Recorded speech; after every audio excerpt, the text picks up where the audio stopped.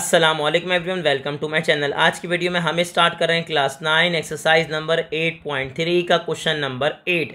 अब देखें क्वेश्चन है क्या।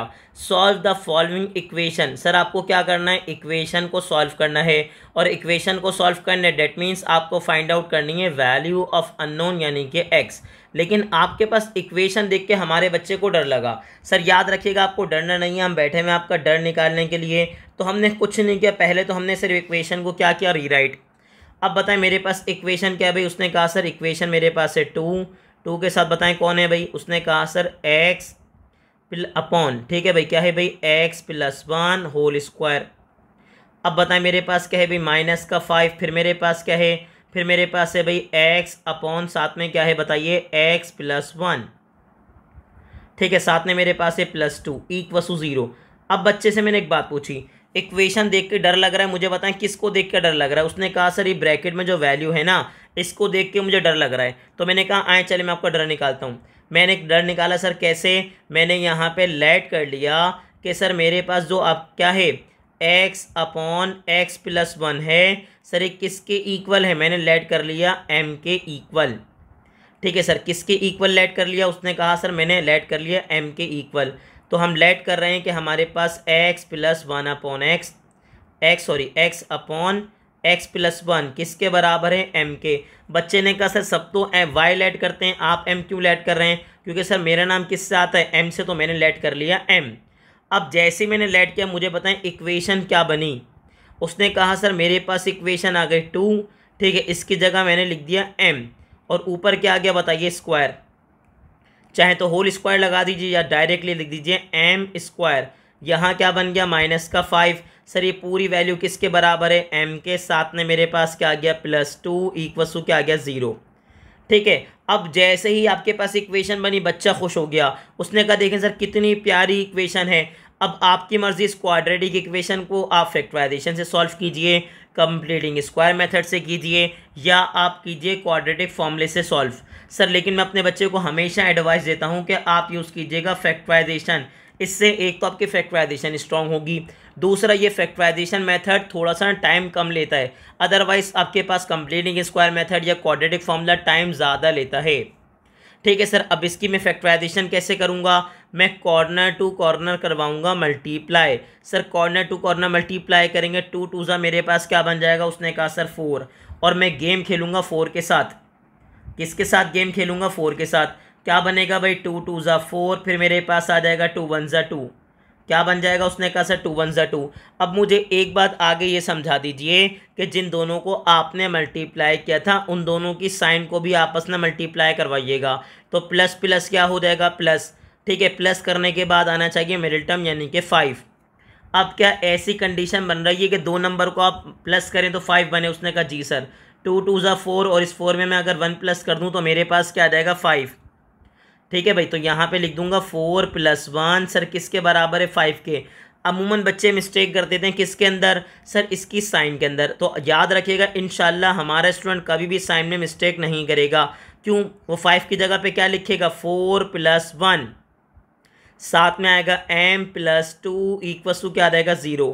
अब क्या होगा सर, अब ये होगा कि जो माइनस साइन है वो 1/1 दोनों से मल्टीप्लाई होगी, और बिल्कुल एज इट इज़ एम भी क्या होगा, 1/1 दोनों से मल्टीप्लाई। तो मुझे बताएं मेरे पास क्या बनेगा।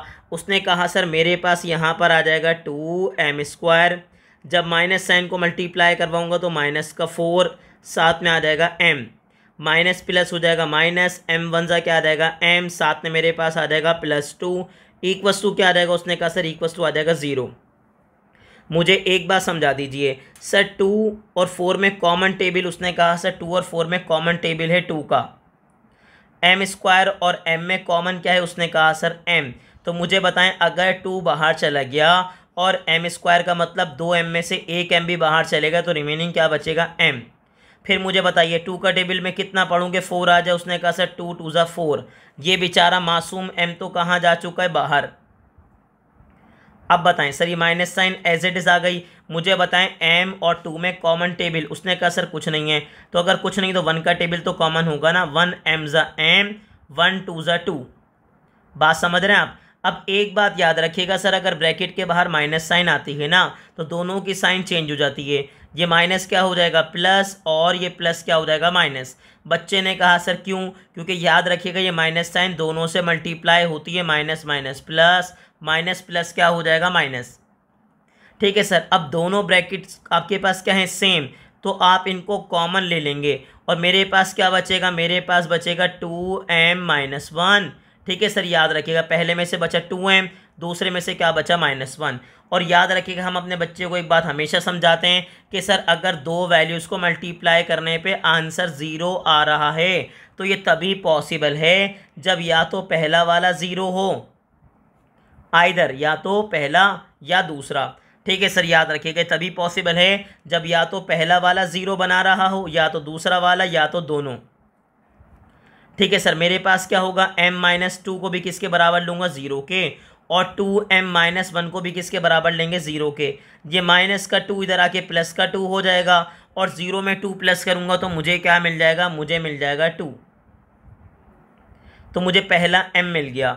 अब मुझे बता दीजिए दूसरा m। सर ये माइनस का 1 इधर आके क्या हो जाएगा प्लस का 1।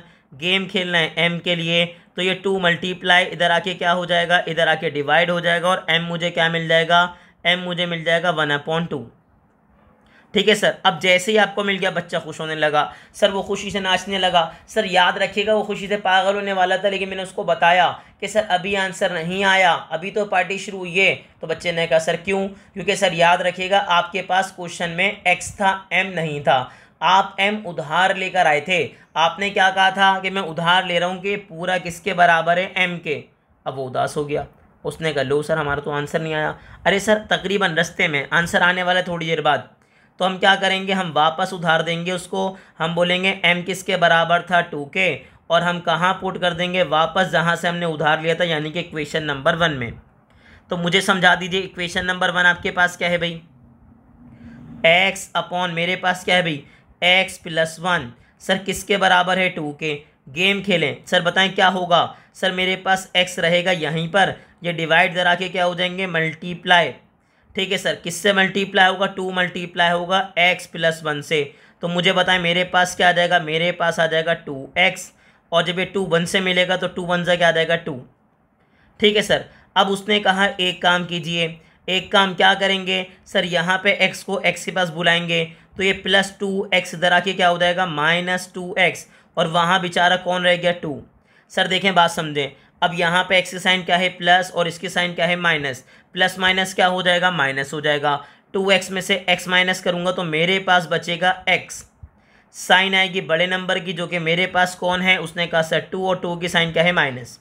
अब मैं यहाँ पे मैं आपको दो बातें समझाऊंगा, एक मैं आपको प्रॉपर लॉजिकल तरीका समझाऊंगा कि सर ये माइनस साइन रिमूव कैसे होगा, और दूसरा मैं आपको ट्रिक्स समझाऊंगा कि ट्रिक्स से आप कैसे माइनस साइन रिमूव करेंगे। सर बात समझिएगा, पहले आपने क्या कहा कि सर अगर यहाँ माइनस साइन है तो मैं दोनों को माइनस साइन से मल्टीप्लाई करवा दूंगा।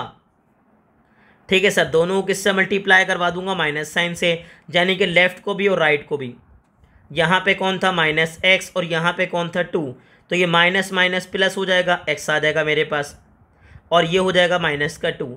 याद रखिएगा किसी भी वेरिएबल का किसी भी नंबर का माइनस साइन रिमूव करना है तो आपको बोथ साइड माइनस साइन से मल्टीप्लाई करना पड़ता है। दूसरा तरीका सर याद रखेंगे ट्रिक है कि माइनस साइन उठाई और आपने यहाँ पे रख दी। क्या थी ट्रिक, ये माइनस साइन उठाई और यहाँ पे रख दी, लेकिन ये ट्रिक है, इसका प्रॉपर लॉजिकल तरीका मैंने आपको समझा दिया। तो मुझे उम्मीद है कि आपको ये प्रॉपर समझ आ गया होगा। अब उसने क्या कहा, उसने कहा सर अभी आपने क्या किया, अभी आपने सॉल्व किया सर किसके लिए, आपने सॉल्व किया 2 के लिए। अब मैं यही वाला काम करूँगा दोबारा, लेकिन इस बार किसके लिए करूँगा 1/2 के लिए। समझ रहे हैं आप, बिल्कुल यही सारे काम होंगे, लेकिन किसके लिए होगा, उसने कहा सर 1/2 के लिए होगा। तो अब आ जाइए दोबारा, सर मैं क्या करूँगा, मैं पुट कर दूंगा m की जगह इस बार क्या 1/2। तो अब मैं पुट कर दूंगा कहाँ सर, मैं पुट कर दूंगा इसको इन इक्वेशन 1। तो अब बताएं सर मेरे पास क्या बनेगी इक्वेशन, उसने कहा सर सब कुछ वैसा ही रहेगा। मेरे पास क्या आएगा यहाँ पे x अपॉन में कौन आएगा x + 1, जी सर, इसके बाद ये किसके बराबर हो जाएगा, 1/2 के। सर ये डिवाइड करा के मल्टीप्लाई होगा, देखें बात समझें सर, ये 2 डिवाइड करा के मल्टीप्लाई होगा और ये डिवाइड करा के मल्टीप्लाई होगा। इसको कहते हैं क्रॉस मल्टीप्लीकेशन। जब 2x से मिलेगा तो मेरे पास क्या आ जाएगा, 2x। जब ये सर x + 1 1 से मिलेगा, सिंपल आ जाएगा x + 1। जी सर, अब क्या करेंगे, आप x को x के पास बुलाएंगे तो ये +x इधर आके -x हो जाएगा और वहाँ बचेगा 1। 2x में से x माइनस करेंगे तो बचेगा x। और सर ये किसके बराबर हो जाएगा, उसने कहा सर ये बराबर हो जाएगा 1 के। और आपके पास x के दोनों ही आंसर्स आ गए। ठीक है, आपको कितने आंसर मिल गए, उसने कहा सर मुझे x के दोनों ही आंसर मिल गए। और अगर x के दोनों आंसर मिल गए तो अब प्रॉपर सॉल्यूशन सेट लिख दीजिए। सर सॉल्यूशन सेट क्या बना, उसने कहा सर मेरे पास आया एक 2, दूसरा आ गया -2। अब सर आपकी मर्जी, आप पहले नेगेटिव पार्ट लिखें, छोटी वैल्यू बाद में लिख दें, पॉजिटिव पार्ट बड़ी वैल्यू, कोई इसमें हर्ज नहीं, याद रखिएगा कोई ऐसे मसले वाली बात नहीं है। पहला मेरे -2 आया था इसलिए मैंने पहले लिखा, 1 बाद में आया था इसलिए मैंने बाद में लिखा। तो उम्मीद है कि आपको ये क्वेश्चन बहुत ही अच्छे से क्लियर हो गया होगा। आपको इसकी प्रैक्टिस करनी और ऐसी ही इन्फॉर्मेटिव वीडियोस देखने के लिए चैनल को लाइक करें, सब्सक्राइब करें और ज़्यादा से ज़्यादा अपने क्लास फेलो से शेयर करें।